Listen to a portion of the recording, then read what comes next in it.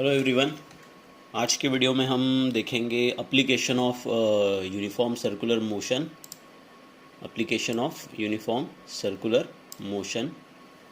और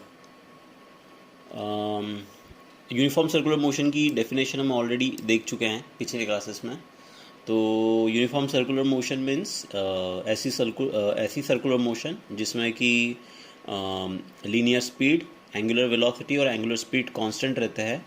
और जो हमारा जो लीनियर वेलोसिटी है वो कांस्टेंट नहीं रहती। तो लीनियर वेलोसिटी कांस्टेंट न होने के कारण हमारी यूनिफॉर्म सर्कुलर मोशन को हम एक्सेलरेटेड मोशन भी कहते हैं। तो इसके एप्लीकेशन हम देखने वाले हैं इस वीडियो में। तो सबसे पहली एप्लीकेशन है vehicle along the horizontal circular track.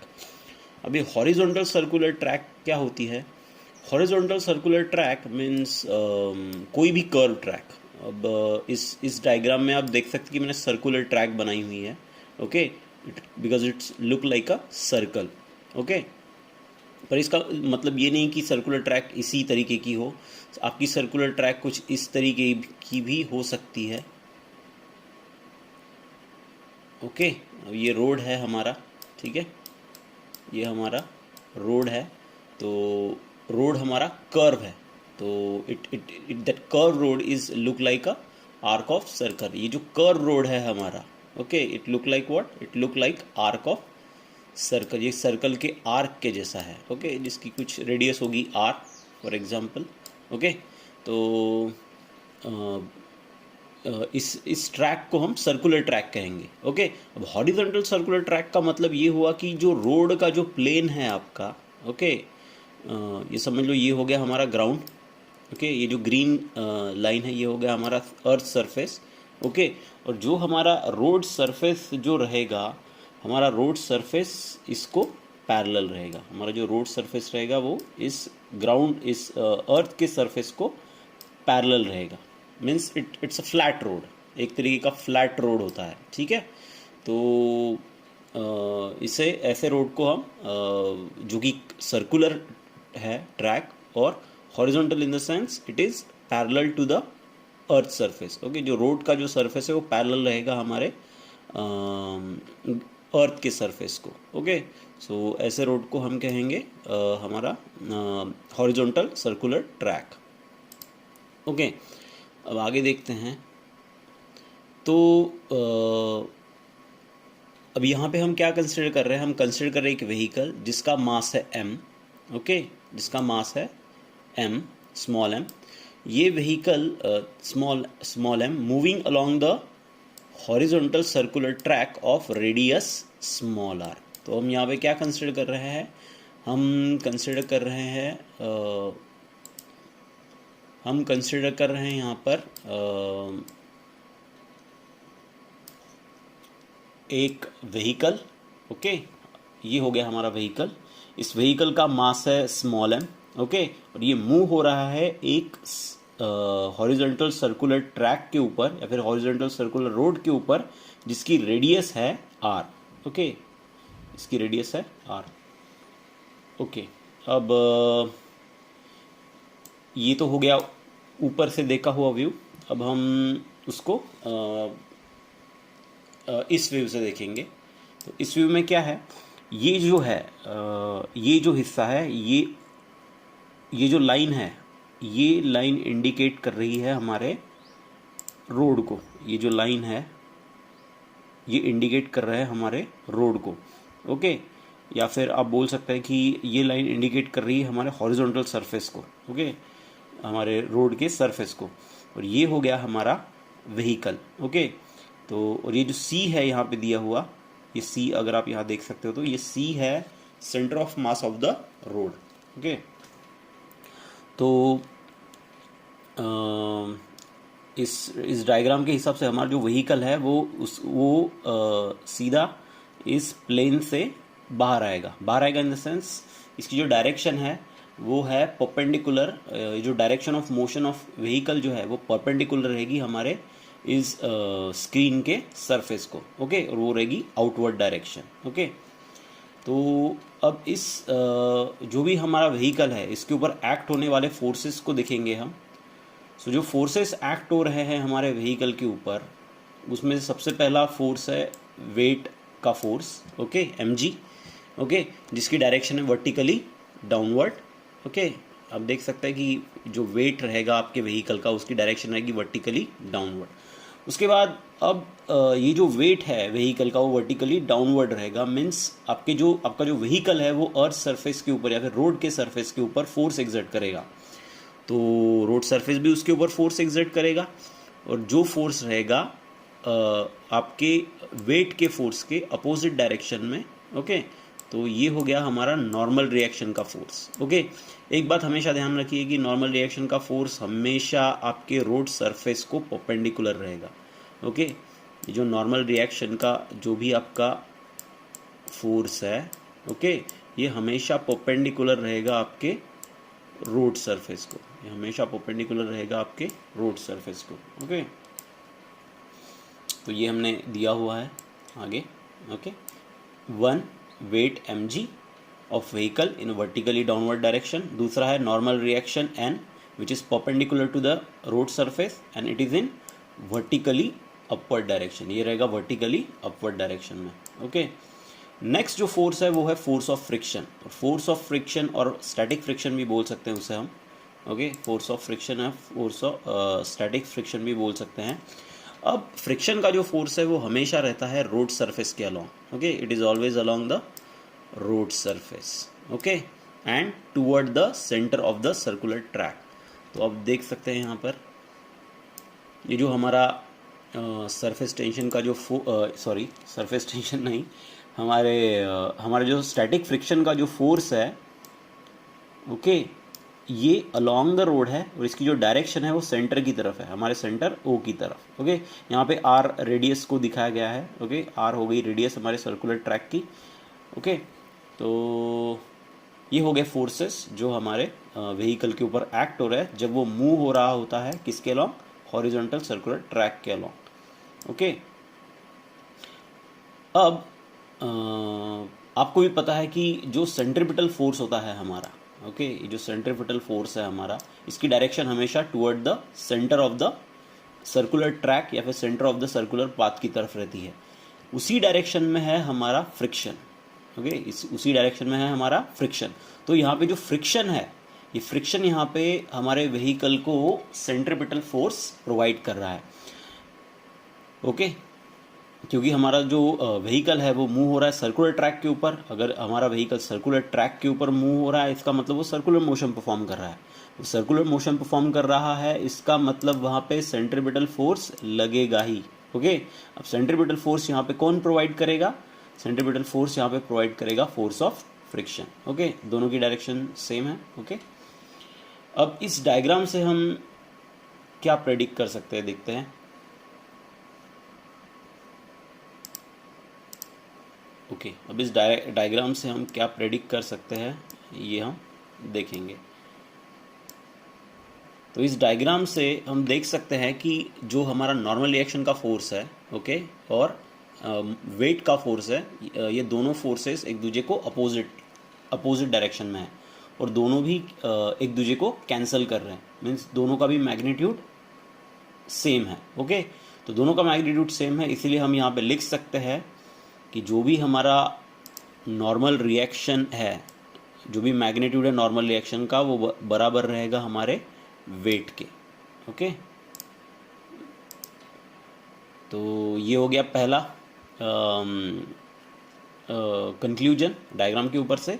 और दूसरा कंक्लूजन है कि सेंट्रीपिटल फोर्स जो है वो प्रोवाइड कर रहा है यहाँ पे फोर्स ऑफ फ्रिक्शन। तो फोर्स ऑफ फ्रिक्शन का जो भी मैग्नीट्यूड है वो बराबर रहेगा हमारे सेंट्रीपिटल फोर्स के।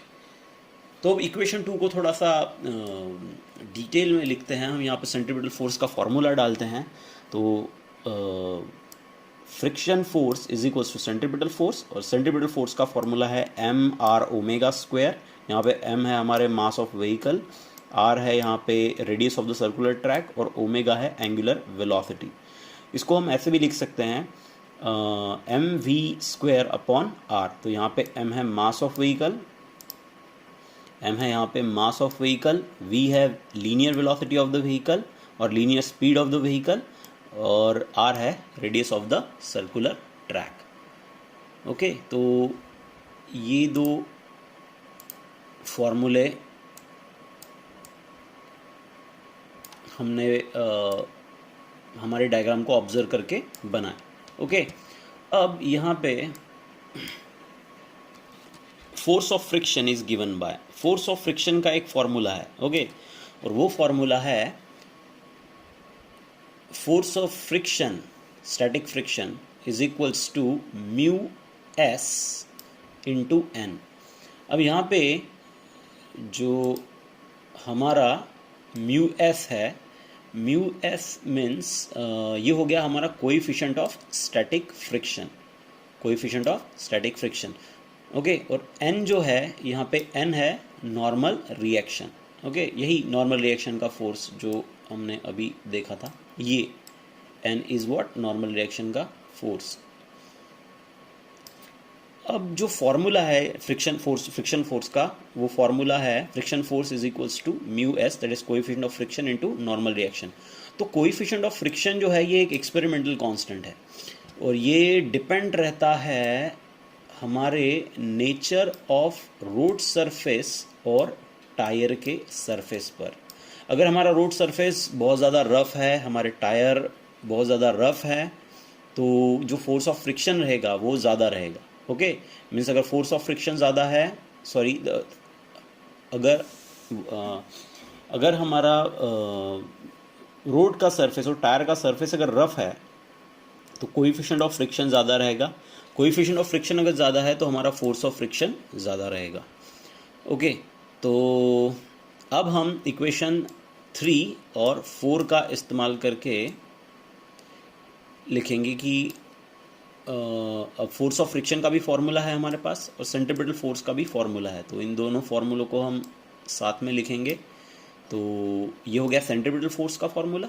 ओके, और ये हो गया सेंट्रीपिटल फोर्स का फॉर्मूला, और ये हो गया फोर्स ऑफ फ्रिक्शन। ओके, क्योंकि F S is equals to centripetal force. Okay, इसी फॉर्मूले में हमने फोर्स ऑफ फ्रिक्शन और सेंट्रीपिटल फोर्स का फॉर्मूला पुट किया है। अब यहाँ पे इस फॉर्मूले को अगर आप ध्यान से देखेंगे तो यहाँ पे m means mass of vehicle दोनों कैंसिल हो रहा है, और इससे हमें फॉर्मूला मिलेगा v का। तो यहाँ पे v क्या है, v यहाँ पे है maximum possible speed of on curve horizontal road. तो जो भी हमारे व्हीकल की जो भी मैक्सिमम पॉसिबल स्पीड है, okay, on curve horizontal road, उसका फॉर्मूला है जो कि है v is equals to under root of mu S की जगह आप म्यू भी लिख सकते हैं, mu S R G. Okay, इस फॉर्मूले को ध्यान में रखिए, ये टॉपिक 2 मार्क के लिए आता है एग्ज़ाम में। तो अब इस फॉर्मूले को देख के हम क्या प्रेडिक्ट कर सकते हैं, देखते हैं। ओके, अब इस फॉर्मूले को ध्यान से देखिए, इस फॉर्मूले में m एब्सेंट है। ओके, इस फॉर्मूले में आपको कहीं भी m नहीं मिलेगा। ओके, इस फॉर्मूले में आपको m नहीं मिलेगा। मीन्स इसका मतलब क्या हुआ कि जो भी मैक्सिमम स्पीड होती है हमारे व्हीकल की अलोंग कर्व हॉरिजॉन्टल रोड, वो आपके व्हीकल के मास के ऊपर निर्भर नहीं करती। ये निर्भर नहीं करता कि आपका व्हीकल कितना भारी है या फिर, ओके, ये निर्भर करता है कोएफिशिएंट ऑफ फ्रिक्शन के ऊपर। Okay, radius of circular track के ऊपर, जी तो एक्सेलरेशन ड्यू टू ग्रेविटी, उसे हम कांस्टेंट ही कंसीडर करेंगे। तो जो हमारा मैक्सिमम सेफ्टी, जो मैक्सिमम पॉसिबल स्पीड जो है हमारे व्हीकल की कर्व हॉरिजॉन्टल रोड के ऊपर, वो निर्भर करती है कोएफिशिएंट ऑफ फ्रिक्शन और radius of the circular track. जितनी बड़ी रेडियस ये रहेगी हमारे रोड की, रेडियस ऑफ सर्कुलर ट्रैक की, उतनी स्पीड से हम व्हीकल चला पाएंगे कर्व हॉरिजॉन्टल रोड पर, और फोर्स ऑफ फ्रिक्शन जितना ज़्यादा होगा उतनी ज़्यादा हमारी वेलोसिटी होगी व्हीकल की। ओके, अब अगर समझ लिए कि हमारे व्हीकल की जो वेलोसिटी है, ओके, अगर हमारे व्हीकल की जो वेलोसिटी है हमारे व्हीकल की जो वेलोसिटी है वो ज़्यादा है वी मैक्स से, वो ज़्यादा है वी मैक्स से। हमारे व्हीकल की जो वेलोसिटी है वो ज़्यादा है वी मैक्स से। तो क्या होगा, if the velocity of vehicle is exceed the speed, अगर हमारे जो भी वेलोसिटी है व्हीकल की वो वी मैक्स से ज़्यादा हो गई, मतलब वी मैक्स से ज़्यादा हो गई, तो क्या होगा कि हमारा जो व्हीकल है, हमारा जो व्हीकल है वो टेंजेंशियल पाथ के ऊपर मूव करेगा, मतलब वो बाहर फेंका जाएगा टेंजेंशियली। इसी को हम टॉपलिंग ऑफ व्हीकल कहते हैं। अब इसको, ये हो गया हमारा सर्कुलर ट्रैक, ओके, और ये हो गया हमारा व्हीकल, ये हो गया हमारा व्हीकल। अगर इसकी वेलोसिटी वी मैक्स से ज़्यादा है तो हमारा व्हीकल इस दिशा में मूव करेगा, टेंजेंशियली आउटवर्ड, ओके। तो हमारा व्हीकल बाहर फेंक दिया जाएगा अगर उसकी वेलोसिटी जो है वो ज़्यादा है वी मैक्स से, ओके। तो ये बात आपको ध्यान में रखनी है। तो ये हो गया हमारा फर्स्ट टॉपिक, जिसमें हमने एक्सप्रेशन देखा vehicle long curve horizontal track का, ओके। हमने एक्चुअली इस टॉपिक में पढ़ा vehicle long horizontal circular track, और हमने एक्सप्रेशन देखा उसकी मैक्सिमम स्पीड का कर्व हॉरिजॉन्टल रोड के ऊपर, ओके।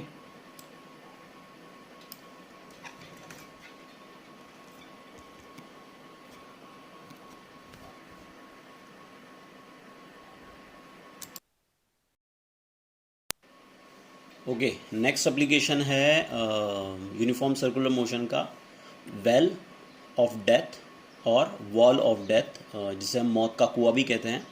तो आप सबको मौत के कुएं के बारे में पता ही होगा। मोस्ट ऑफ द टाइम जो गांव में जो मेले लगते हैं, फेयर्स लगते हैं, उसमें ये प्रोग्राम्स रखे जाते हैं, ओके।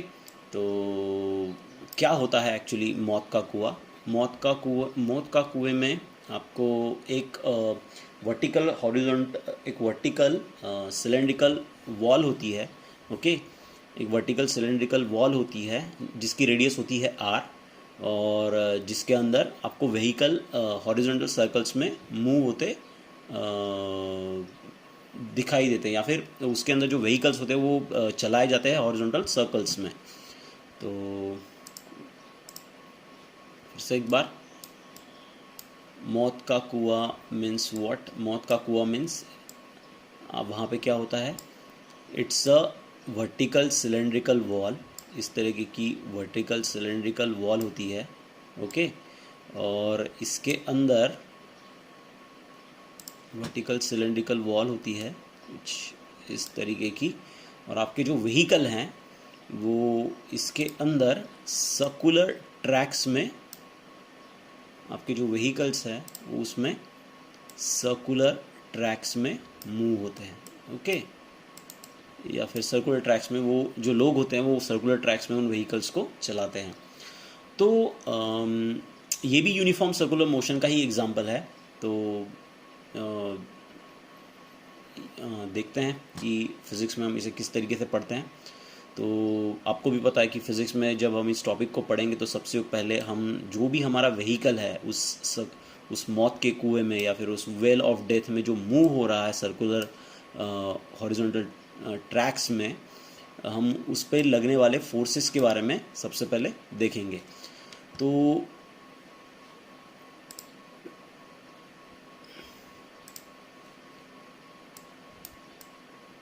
ये हो गया हमारा सर्कुलर जो भी हमारा वर्टिकल सिलेंड्रिकल वॉल हो गई, ओके। और इसके अंदर ये हो गई हमारे व्हीकल की ट्रैक। ये हो गया हमारा व्हीकल ये वाला, ओके। ये हो गया हमारा व्हीकल, इसका मास है स्मॉल m, ओके। तो अब इसके ऊपर कौन कौन से फोर्स एक्ट होते हैं ये देखेंगे। तो आप यहाँ देख सकते हैं कि जो भी हमारा जो अर्थ सरफेस है वो ये रहा, ये हो गया हमारा अर्थ सरफेस। ओके, तो जो भी मास की जो डायरेक्शन, जो भी वेट है इस व्हीकल का, उसकी डायरेक्शन रहेगी इस तरीके से, डाउनवर्ड डायरेक्शन। ओके, तो जो भी वेट है, weight is equals to M G of that vehicle is in vertically downward direction. Okay, अब जो फोर्स ऑफ फ्रिक्शन है, फोर्स ऑफ फ्रिक्शन आपके व्हीकल को नीचे स्लीप होने नहीं देता। ओके, तो अगर ये आपकी वॉल है, ओके, इस तरीके से वॉल का एक सेक्शन ले रहे हैं हम, ये आपकी वॉल है और यहाँ पे आपका व्हीकल है। ओके, व्हीकल को हम ग्रीन में दिखाएंगे, ये हो गया आपका व्हीकल। ओके, और आपके व्हीकल के ऊपर जो फोर्स लग रहा है mg का, वो हो गया ये mg। ओके, और आपका जो व्हीकल है वो नीचे नहीं आ रहा। इसका मतलब क्या हुआ, कोई तो भी फोर्स है जो आपके व्हीकल को ऊपर की तरफ खींच रहा है। ओके, और ये जो ऊपर की तरफ का जो फोर्स है वो अलोंग द वॉल है। ठीक है, ये अलोंग द वॉल लग रहा है ये फोर्स। तो अगर ये फोर्स ऊपर की तरफ लग रहा है और अलोंग द वॉल लग रहा है, तो ये फोर्स दूसरा कोई फोर्स ना होते हुए फ्रिक्शन का ही फोर्स होगा, या फिर स्टैटिक फ्रिक्शन का ही फोर्स होगा। ओके, तो ये दोनों फोर्स यहाँ पे एक दूसरे के अपोजिट एक्ट हो रहे हैं। ओके, तो हमारा जो दूसरा फोर्स हुआ यहाँ पे वो हो गया स्टैटिक फ्रिक्शन का फोर्स। तो force of static friction, okay, F S, which is in the vertically upward direction. But आप हमेशा ध्यान में रखिए कि ये यहाँ पे वर्टिकली अपवर्ड डायरेक्शन में है, पर महत्वपूर्ण चीज़ ये है कि जो भी सरफेस, जो भी फोर्स ऑफ फ्रिक्शन रहता है वो हमेशा अलोंग द, जो भी आपका रोड है, ओके, जो भी आपका रोड है या फिर जो भी सरफेस है उसके अलोंग ही एक्ट होता है। तो यहाँ सरफेस जो है वो वर्टिकल प्लेन में होने के कारण आपका जो फोर्स ऑफ फ्रिक्शन है वो भी वर्टिकल प्लेन में ही एक्ट होगा। ओके, जो दूसरा फोर्स है वो है फोर्स ऑफ नॉर्मल रिएक्शन। तो मैं आपको पहले ही बता चुका हूँ, फोर्स ऑफ नॉर्मल रिएक्शन जो है ये mg से ही आया है। ओके, बट महत्वपूर्ण चीज़ ये है कि जो भी फोर्स ऑफ नॉर्मल रिएक्शन है वो हमेशा परपेंडिकुलर रहेगा आपके सरफेस ऑफ द रोड के ऊपर। तो यहाँ पे ये हो गया हमारा सरफेस ऑफ द रोड। तो जो भी नॉर्मल रिएक्शन का फोर्स है, ओके, ये हो गया अगर हमारा surface of the road. Okay, weight का फोर्स आपको पता ही है, वेट का फोर्स लग रहा है इस डायरेक्शन में mg। ओके, तो नॉर्मल रिएक्शन का फोर्स भी जो है आपके व्हीकल पे जो भी एक्ट हो रहा है वो हमेशा mg के अपोजिट रहे, ऐसा ज़रूरी नहीं है। पर यहाँ महत्वपूर्ण चीज़ ये है कि जो नॉर्मल रिएक्शन का जो भी फोर्स है, ओके, नॉर्मल रिएक्शन का जो भी फोर्स है वो हमेशा एक्ट होता है, उसकी जो डायरेक्शन होती है नॉर्मल रिएक्शन की फोर्स की, वो हमेशा परपेंडिकुलर होती है सरफेस के ऊपर, रोड सरफेस के ऊपर। तो यहाँ रोड सरफेस वर्टिकल प्लेन में होने के कारण जो भी डायरेक्शन रहेगी हमारे नॉर्मल फोर्स की, वो रहेगी उसके ऊपर perpendicular, means in the horizontal direction. Okay, horizontal direction में रहेगा वो। तो नॉर्मल रिएक्शन की जो डायरेक्शन है वो हॉरिजॉन्टल डायरेक्शन में है, पर किस तरीके से है, नॉर्मल रिएक्शन की जो डायरेक्शन है वो सेंट्रीपिटल फोर्स, जो हमारा सेंट्रीपिटल फोर्स है उसके अलोंग है। अब आपको भी पता है अगर आपका जो व्हीकल है वो इस तरीके से अगर मूव हो रहा है सर्कुलर ट्रैक के ऊपर, तो वहाँ सेंट्रीपिटल फोर्स होना बहुत ज़रूरी है, क्योंकि सेंट्रीपिटल फोर्स नेसेसरी फोर्स है। तो यहाँ पे जो सेंट्रीपिटल फोर्स है इस आपके ऑब्जेक्ट की मोशन के लिए, आपके ऑब्जेक्ट की या फिर जो भी ड्राइवर है, जो भी गाड़ी चला रहा है इस मौत के कुएं के अंदर, उसको जो भी नेसेसरी सेंट्रीपिटल फोर्स है वो नेसेसरी सेंट्रीपिटल फोर्स प्रोवाइड कर रहा है यहाँ पे नॉर्मल रिएक्शन का force. Okay, so normal reaction and is in the direction of centripetal force. अब आगे देखते हैं, अब इस फिगर से हम क्या क्या पता कर सकते हैं। तो यहाँ पे आपको दिख ही रहा है कि जो फोर्स ऑफ फ्रिक्शन है उसकी डायरेक्शन है अपोजिट mg के, तो दोनों अपोजिट फोर्सेस हैं। तो अगर आपका व्हीकल उसी जगह पे रुका हुआ है तो इसका मतलब ये हुआ, अगर आपका व्हीकल इसी पोजीशन में रुका हुआ है, उसी सर्कुलर ट्रैक के ऊपर रुका हुआ है, तो इन दोनों फोर्सेस का मैग्नीट्यूड सेम है। तो हम यहाँ पे लिख सकते हैं mg is equals to fs, weight is equals to force of friction, और दूसरा नॉर्मल रिएक्शन का फोर्स सेंट्रीपिटल फोर्स प्रोवाइड कर रहा है। ओके, तो सेंट्रीपिटल फोर्स का फॉर्मूला है mv²/r। अब यहाँ पे एक बात नोट करने की है कि जो भी फोर्स ऑफ स्टैटिक फ्रिक्शन रहता है, ओके, ये हमेशा less than equals to mu S N in the sense normal reaction into जो भी हमारा कोएफिशिएंट ऑफ फ्रिक्शन है उसके एक तो बराबर रहेगा या उससे कम रहेगा। तो force of static friction is always less than equals to mu S into N. Okay, तो इस केस में अगर हमारा व्हीकल इस ट्रैक के ऊपर टिका हुआ है तो इसका मतलब दोनों का मैग्नीट्यूड सेम रहेगा। तो आप उस time F S is equals to M G और म्यू एन भी लिख सकते हैं। ओके, आगे अब हम इसी फॉर्मूले को से आगे बढ़ेंगे। तो जो आपका फोर्स ऑफ फ्रिक्शन है उस आपको हमें ध्यान में रखना पड़ेगा कि फोर्स ऑफ फ्रिक्शन हमेशा फोर्स ऑफ फ्रिक्शन की जो वैल्यू है वो always less than equals to mu F N रहेगी। ओके, तो एफ एस का फॉर्मूला है हमारे पास F S is equals to what M ji.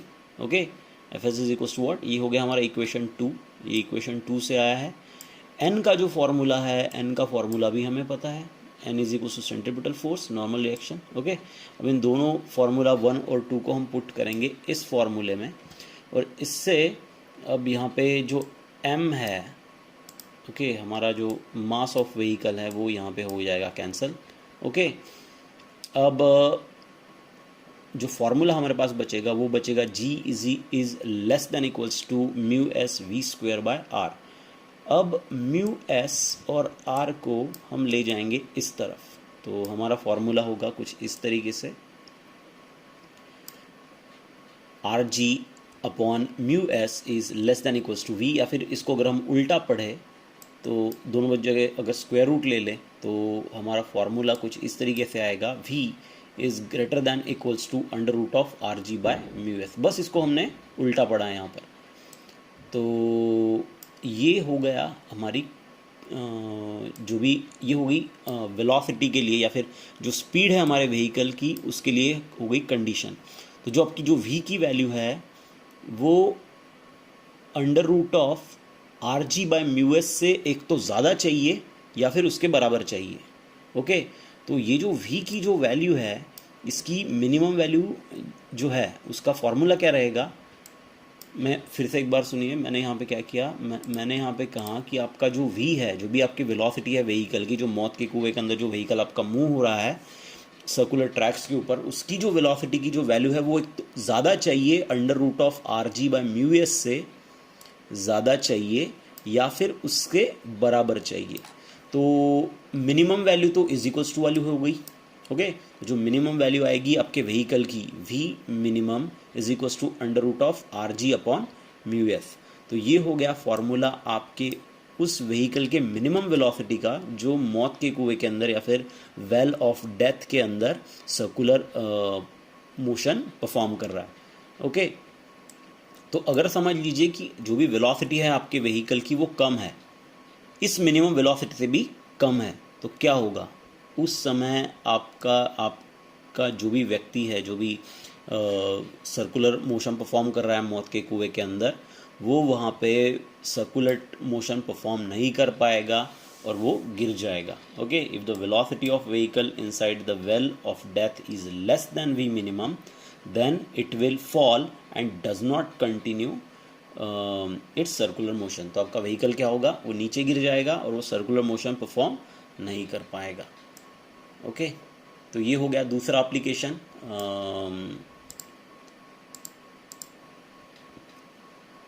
Uniform circular motion का। Okay, thank you.